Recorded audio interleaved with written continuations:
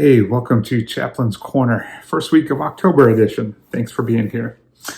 Well, as I walked down the hall towards my daughter's open bedroom door, I could hear her struggling with something.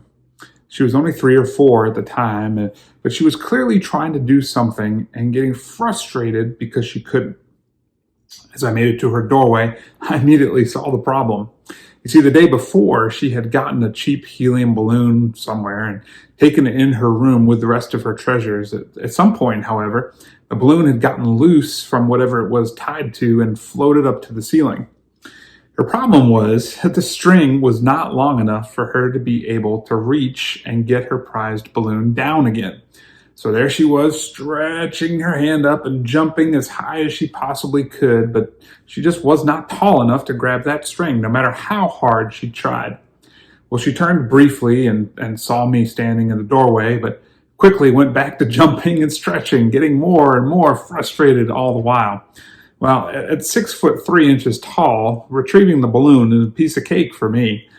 So I waited a few minutes to see if she would ask for my help.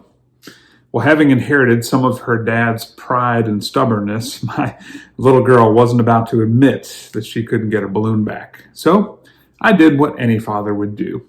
I walked off and left her jumping. No, I'm just kidding. I happily went in her room, barely reached up my arm, handed her the balloon, and she was thrilled. I'm going to admit, it's hard for me to ask for help, even if I know that I need it. And life would be so much easier if I would just swallow my pride and accept that I can't do it all on my own. Well, I have a hunch that my daughter and I are not the only ones like this. So, if you want to talk about anything, please call me absolutely anytime. Be well.